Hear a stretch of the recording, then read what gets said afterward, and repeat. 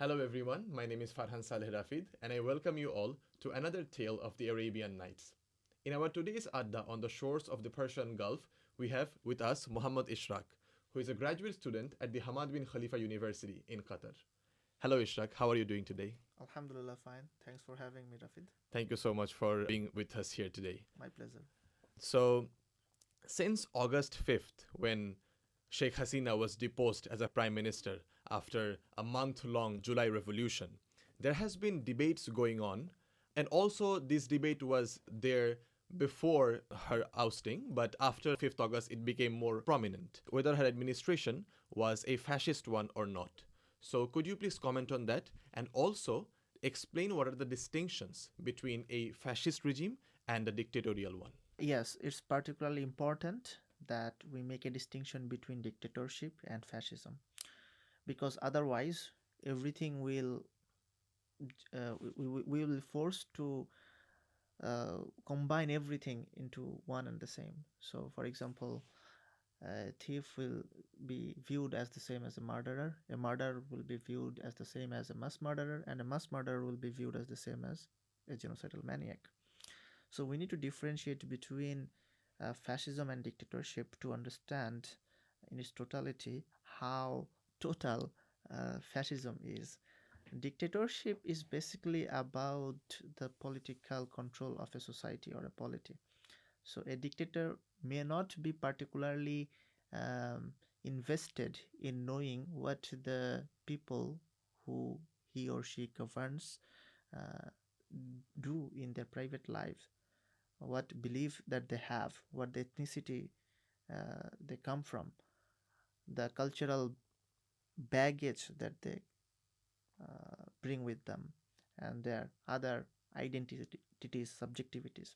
But a fascist regime, it is not only interested in upholding its values in public or simply in governing.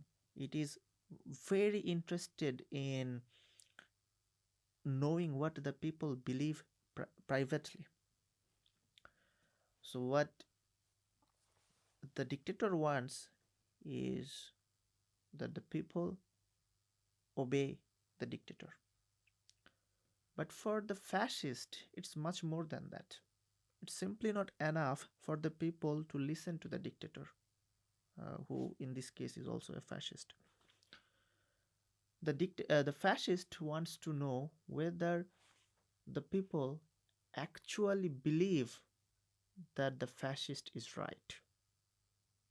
So, if we can maybe uh, skip these heavy worded sentences a little bit, we'll probably find that a dictator is someone who oppresses you, and a fascist is someone who oppresses you and then asks you to think that this oppression is morally right.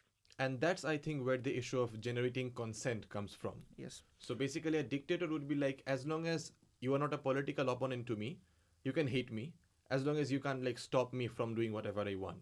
But a fascist would want its subjects to not only tolerate the exploitation, but also think of it as very good. Yes, exactly.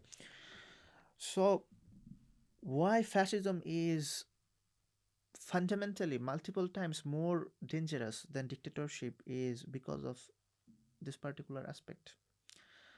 So, dictatorship does not impose or does not want to impose itself as a morally right order. And when people have the ability to recognize the dictatorship as bad, then the power of the dictatorship is substantially limited. So, in social sciences, after Foucault and other postmodern thinkers who place a great deal of importance on the study of power, we know that power evaporates when it is manifested. Power works more effectively when it is hidden. So, since the power and the evil character of the dictatorship is relatively at least easier to acknowledge, then it is also much easier to mount a resistance against it. But fascism, on the other hand, is very, very problematic and powerful, because there will be at least a segment of the society that will think that no, this is not bad, this is actually right. In fact, those who oppose fascism are actually on the wrong side of the history. So, how do you fight a political system, a political party, or a political order that claims to be on the right side of history? But then it makes me think, or it appears to be, that if the people of a country want to fight a dictatorial regime, then their only opponent are the political elites. But if in a fascist regime, certain group of people want to oust the fascist regime, their enemy, their opponent is not only the fascist regime, but also a part of the population. Yes, so in a dictatorship, the people are not only fighting the dictator, the same, I mean, the only person who is at the helm of the order. No single person can govern a country. The person governs the country with the help of the people surrounding him. We call them the elites. There are multiple theories on this, the selectorate theory, the key people that you need to keep a person in power. For example, in the context of Bangladesh, these persons could be the army chief, the important heads of the cantonments, GOCs. GOCs, yes, and then secretaries, SP, DC, uh, IGP. So these are the people who you must have command over if you want to retain power. So, in a sense, the people are also fighting against a certain segment of its own population. But that population in a dictatorship is significantly more limited than the population that the people would have to fight in a fascist system would be. So, for example, here you in a dictatorship you may have a few business elites and a few military, civil military, bureaucratic elites that you need to uh, consider, that you need to think of if you want to change the system. But in a fascist regime, it's not the same. Now you have to think of the artist who produces fascist art. Now you have to think about um, the musician who want who wants people to believe that the fascist regime is the upholder of the uh, nation, of the morally right order. So now you have to fight them, and there will be even theologians, imams, who will be producing theologies that will give consent to the regime. So that is why fascism is difficult to fight against. It's embedded in society. What is much uh, I would say what makes fascism much frightening, much more frightening, is the fact that even when you want to fight fascism, you always run the risk of becoming a fascist yourself. So, for example, now that we have established that fascism is embedded in society, and it's not simply enough to depose the single person at the helm of the political order, for example, Hasina in our case. So, what makes fascism much more frightening is the fact that when you want to fight fascism, you always run the risk of becoming a fascist yourself. What I mean by this is that We have already established that fascism is embedded in society. It governs through producing consent from at least a segment of the population that it governs. So, how do you fight the fascist elements in the society? How do you get rid of the fascist artists, fascist cultural activists, fascist academics, fascist intellectuals, fascist uh, even medical personnel, and also the fascist imams, fascist whatever. So there are so no profession and no subjectivity in a society is immune to fascism. So how do you take care of this problem? So if you want to get rid of all the fascist elements of a society in a manner, in an ideal manner, you may actually act very much like a fascist would. So, as I have been hinting at, fascism is interested in thought policing. It wants to get into your head, it wants to remove from your head the ideas that it thinks are wrong. So,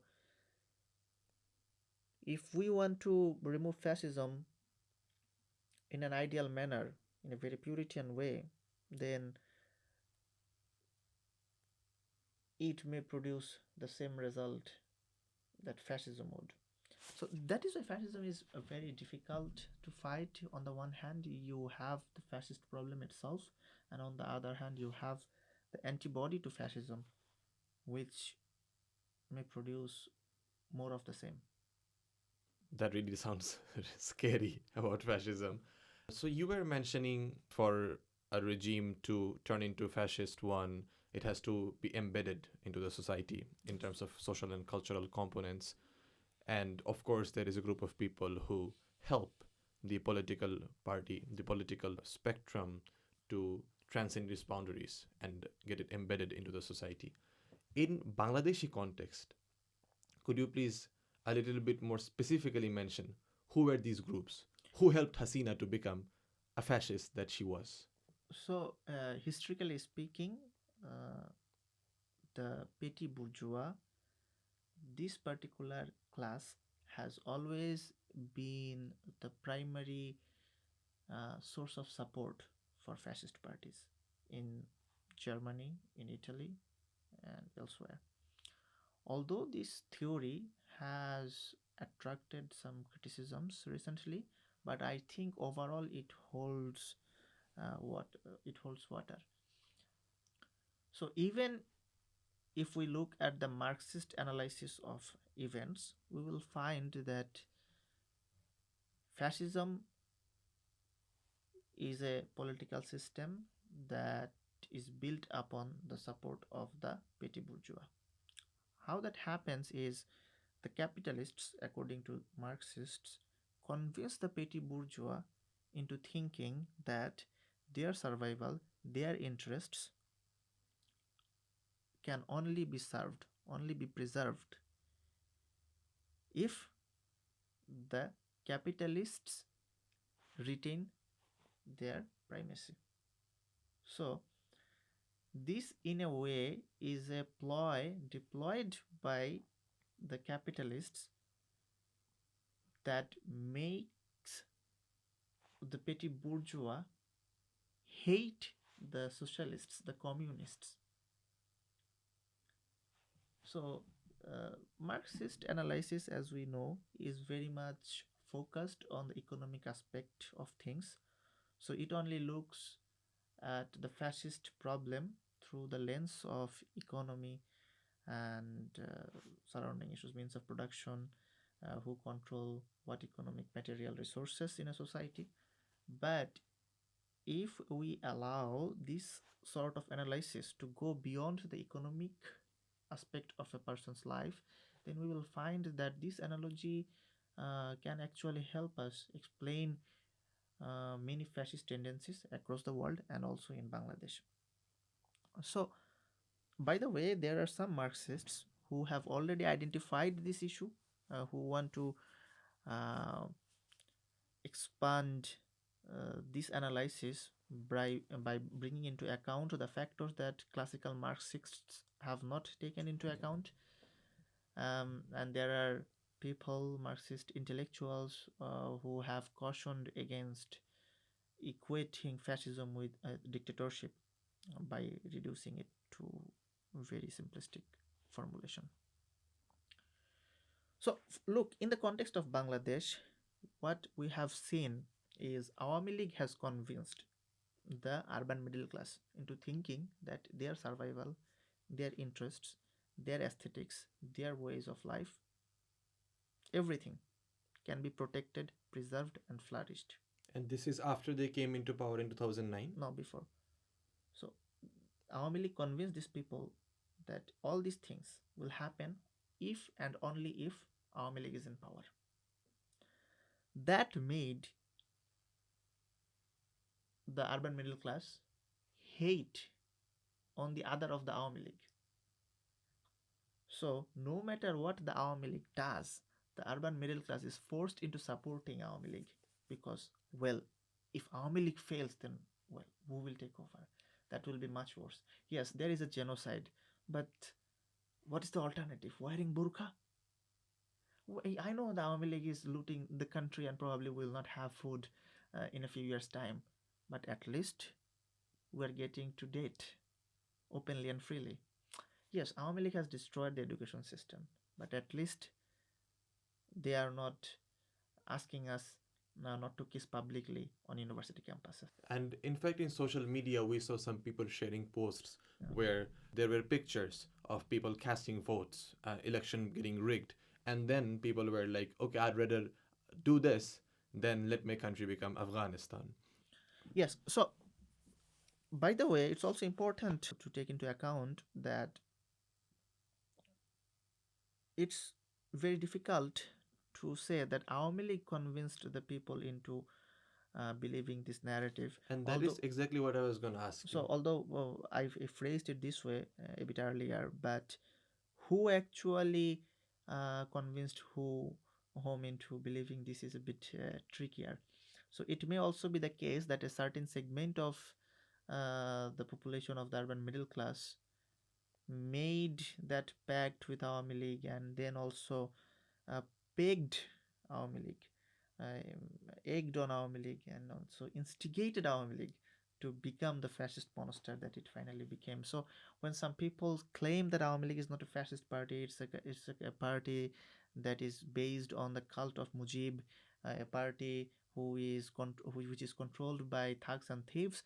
I think they are also accurate um, in their assertion, in their observation, as long as the party itself is concerned. But when you combine the social force that the Awami League has enjoyed, especially in its last regime from 2009 to 2024, then it's certainly a fascist force. It's not only about the party, but also about the social capital. As you already touched upon, like the social force that Awami League had enjoyed, and that's how basically Awami League became fascist. These groups that supported Awami League, because a political party within themselves, if they're confined to the elites or only the very politically involved activists, it's difficult for them to make the general public, or at least a part of general public, even if we bring it down to the urban middle class, it is difficult for them to make them believe that we are the best option for you. You have to have the contribution of certain people from the cultural wing, people Yes, like writers. there will be writers, Yeah. there will be novelists, there will be people who produce dramas, who write songs. There will be composers, musicians of all varieties and kinds. So the entire shebang, so everything. So our League has had that support, and Yeah. that is why they could become the fascist monster that it became. Right. But that also makes me curious, what was the gain of these groups from supporting Awami League, and also why Awami League? Why not any regime previously? Well, when someone hates on someone else, You don't necessarily have to have a rational ground for it. People hate others for all sorts of reasons and for no reason at all. Yes, there will be some people who may hate a particular community or an individual from that community because of some sort of intellectual justification or some sort of personal experience. But in most cases, the hate is simply hatred. Even if you look at the definition of the term phobia, it says irrational hatred. So, if you want to rationalize hatred, then also if you want to rationalize love as well, so these things are difficult. So, for whatever reason, some people have identified another group of people as its other. This demarcation between the self and the other is always arbitrary, and the boundaries at uh, the closer sides of the aisles are always blurry. So you always make it's almost like a colonial power dividing a, a map into different countries. So when you draw a line, you just draw a line. Sometimes there is no rational basis for it. You don't even look at the geographical features, the mountains, the rivers. You just simply draw a line in using the ruler. So that is how most of the post-colonial countries are born. So the demarcation between the self and the other is often that arbitrary. Mm, You simply consider a particular group to be the exact to be embodying the values, the virtues, the characteristics that you do not embody. So the other group is the opposite of who you are. So, and at the same time, you identify yourself. You know who you are by knowing who you are not. That is to say, when I know that who these people are, then I also know who I am because I am the opposite of them. So that is how people construct their images, uh, and at the same time, through this process, they also construct the images of the others. And this process is muddy, full of contradictions, and often fails any rational inquiry. For example, the the whole thing that I just described is basically what Edward Said has argued in his book Orientalism. So when the West created its image, it invented the Orient and also imposed upon Orient certain ideas, certain caricatures, certain characteristics that Orient may or may not have had. And then, based on that caricature of the Orient, the West painted a caricature of itself. Because by only knowing what the Orient is, the West could know who it itself was. So, in Bangladesh, this has also happened. One of the reasons I think, if we finally um, want to come up with a reason, is that Bangladesh is a homogeneous country, largely speaking, in the sense that we have almost 90% Muslim, Bengali speaking Muslim. Um, it's quite difficult to find in other countries such a large homogeneous characteristic exhibiting population. Um, so when this happens, there is not much room left for a certain group of people who we may call in this context elites to claim themselves as superior. So now you need some sort of markers that will put themselves ahead of others. So now at this point, when you have 90% people who speak the same language, who believe in the same religion, and within them, you need to create a hierarchy because otherwise, the claim uh, on power, claim on societal privileges, and also the justification for these privileges and power will become difficult. Well, there will be none. Some people, they came up with the idea that, well, yes, we are 90% Muslim. We also, everyone speak Bengali, but some are better than others. Why? Because we are secular and you are not. I think one of the other demarcations was also Muktijuddher Chetona. Yes, Like, so Muktijuddha Chetona was tied to the concept of secularism. so if you are not secularist, Yeah. you are basically against Muktijuddha Chetona as well. Yes. So now both Muktijuddha Chetona and both and secular, both these identities, they Go were hand in hand. not only they go hand in hand, both of them are created arbitrarily. Right. For example, Salman F. Rahman, his family did not support Bangladesh. His family was one of the proponents. His father is one of the proponents of His father was the education minister the during first Pakistan. education minister of Pakistan. Yes. So his father suggested that Bengali be written using Arabic alphabet, yeah. Arabic alphabet, but that did not stop Salman F. Rahman becoming a pro Muktijuddha Chetona people. Likewise, there were multiple people from the opposition camp who became labeled as an anti-Muktijuddha Chetona people. For example, Ziaur Rahman, he was a sector commander, and even many veteran Awami Leaguers had accepted before that it was Zia's declaration of independence. Yes. On 26th March.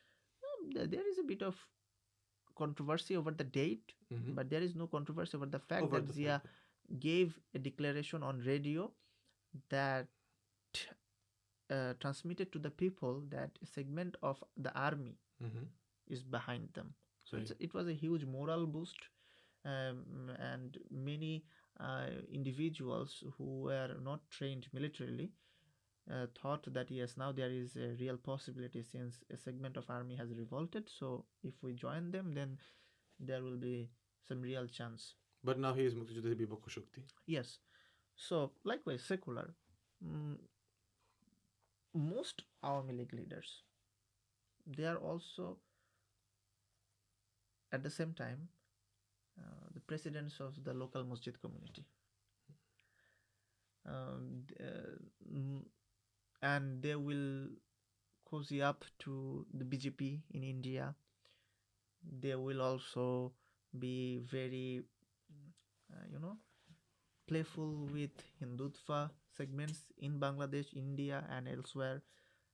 Far-right groups in Europe, in America, in India will also be found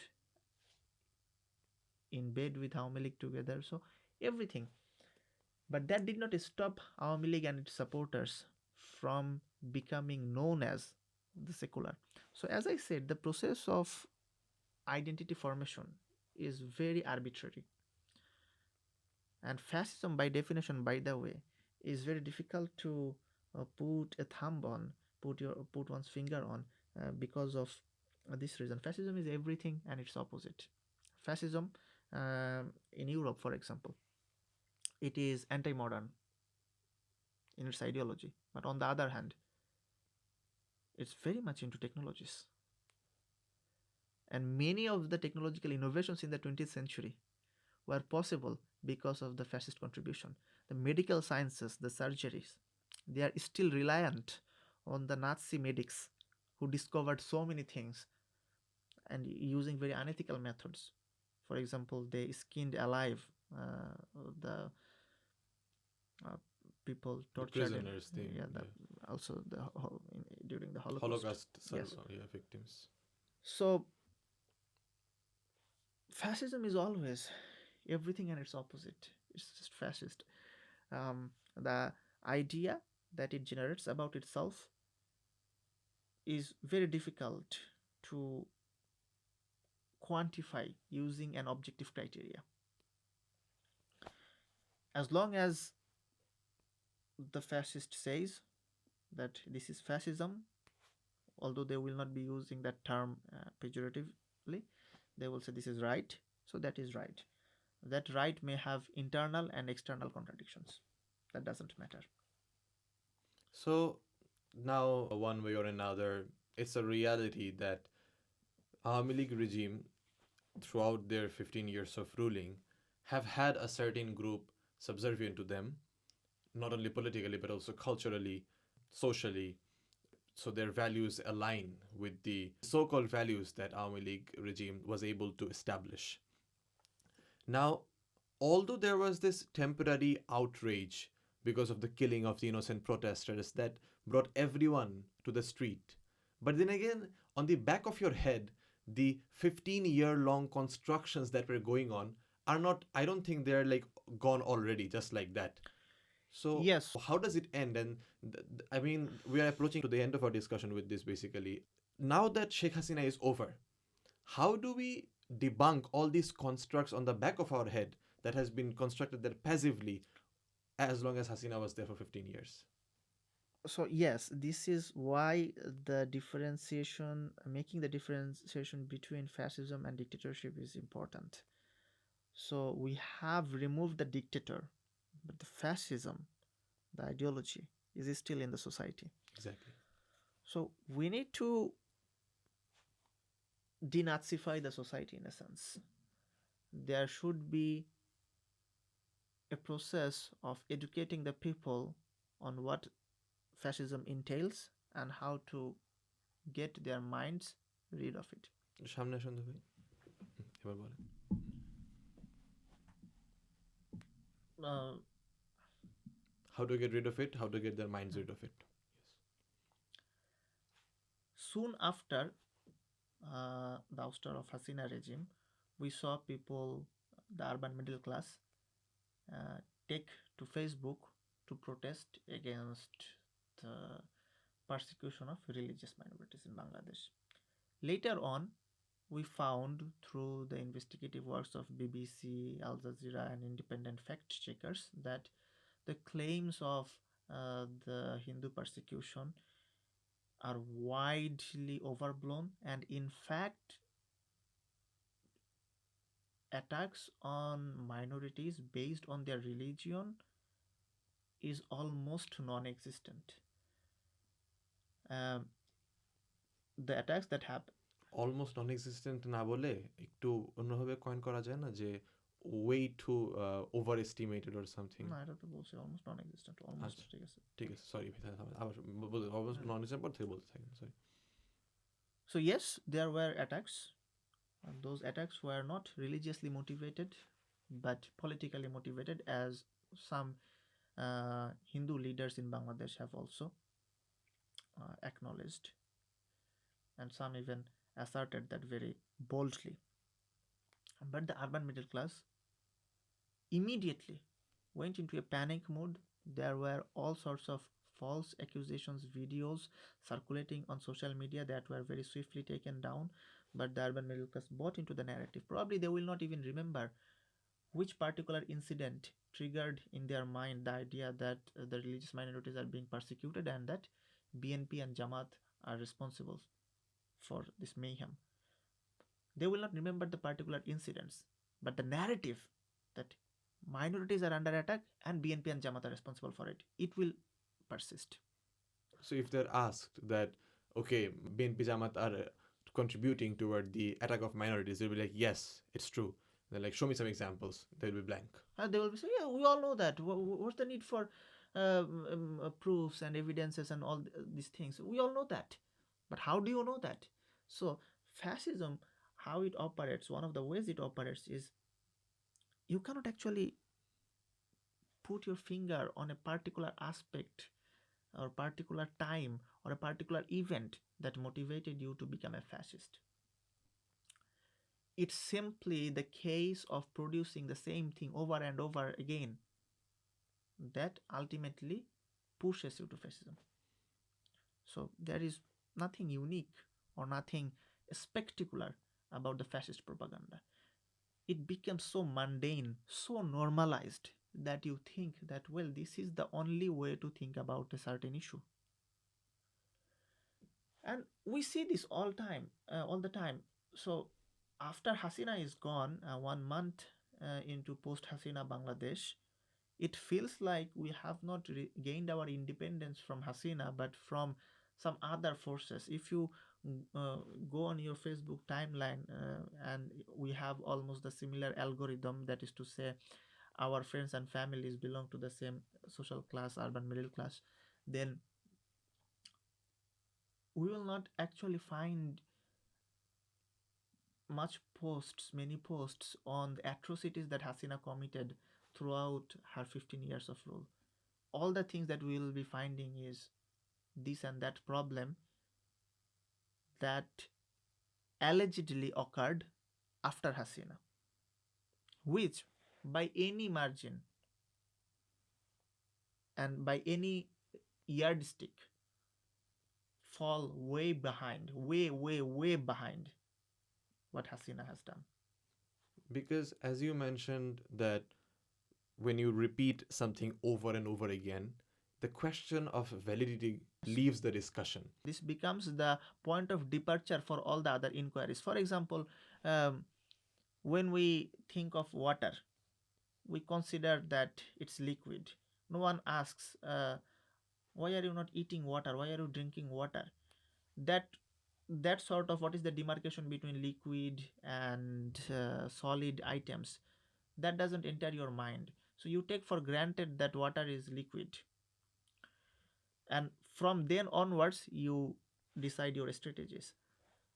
And fascism becomes that point of departure. It is the taken for granted assumption. So there is no need to inquire into these ideas.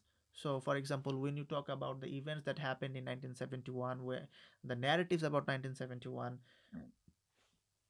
about narratives about Mujib, narratives about the identities of BNP and Jamaat, what they do, what they don't do, all these things are the foundation for the society. So even when Hasina is not there, people think in accordance with the narrative that have kept Awami League in power, that have kept Hasina in power, because that is the basis. The taken for granted assumptions. Well, Hindus are being persecuted, then it must be BNP, it must be Jamaat, because that is what they are, that is what they do. But we don't think, well, probably that is not the case. Probably that is the fascist narrative. Probably, first of all, they are not who they are. This is not who they are. And secondly, probably this is not what they do. But to think along these lines will require us to unlearn a lot of stuff. And that's exactly what I was going to ask you. Now that we have identified the problem, which is half of the solution, Yes. how do we get rid of this mindset? For 15 years, they repeated in front of us on and on. Not only, when I say they, not only Awami League, the part of the society that were subservient to them, that helped them establish the narrative. I know making podcasts like this Yes. could be one of the more Yes, efficient exactly. ways. What else can we do, and how do we achieve that? Look, there is no alternative to being active and remaining vigilant. So we need to, we cannot act the way fascists did. What we have to do is reach out to people, make them understand, try to get them to talk to us. And one of the difficulties is that people are so heavily infected by the fascist ideas. They will perhaps not be okay with talking to or listening to the victims of fascism, thinking, well, even though they were victims, they're probably the wrong type of people, because fascism has already taught them that. So we need to make ways for them to listen to us, hear them out, and if we present them with better ideas, better solutions, then probably some of them will change their mind, and gradually it will happen. At the state level, it's imperative that the fascist narrative is completely debunked through the education system. It has happened in Germany, it has happened elsewhere. So everything about fascism, the fascist ideology, all the false propagations that they have made over the years, that need to be eradicated. And not only that, the accurate narrative should be there about 71, about 47, about BDR, the mutiny that killed 57 officers, about the tribunal, what sort of sham trials happened, what are the accusations that were made against the people who were killed through the farcical judicial process, and what are the defenses, and then what happened in Shapla on the fateful night of 5th of May, what happened during the anti-Modi protests and everything. So when everything is put together, the next generation probably will have a much better idea about what fascism is, what the fascist narratives are. The people who have already graduated from school with their minds heavily infected by fascist narratives, I think there is a window of opportunity for us, because in the wake of the heavy handed response of the fascist regime to the youth protesters, the people are now willing to listen to multiple narratives. They're questioning a lot of fundamental beliefs, the taken for granted assumptions that we have been discussing. So if we use this opportunity to reach out to them and say, well, this is the narrative that you have held all your life, that was taught by the fascist ideology, and this is the narrative that we are proposing. Now, decide for yourself. Um, there is no alternative to producing anti-fascist cultural artifacts that will include songs, plays, poems, novels, uh, paintings, even everything, movies, films, short films, everything. And you have rightly pointed that this podcast that we are doing here is also one of the ways in which we can contribute to denazify the society. Right. Thank you so much, Ishrak, for your takes on this. So, viewers, as you already heard Ishrak mentioning, podcasts like this is dedicated toward denazifying the society, if Yes. I choose the words that Ishrak used. This is what we strive for, and this is how we aim to first debunk all the myths that Sheikh Hasina and her supporters not only political, like social, cultural, all sorts of supporters had created throughout the last 15 years. And also, along with debunking those myths, we offer an alternative narrative. And then it's up to the people to choose which. They are free to choose whatever they want. So we will be back in our next Adda. Till then, stay tuned to the Tales of the Arabian Nights. Thank you so much for watching today.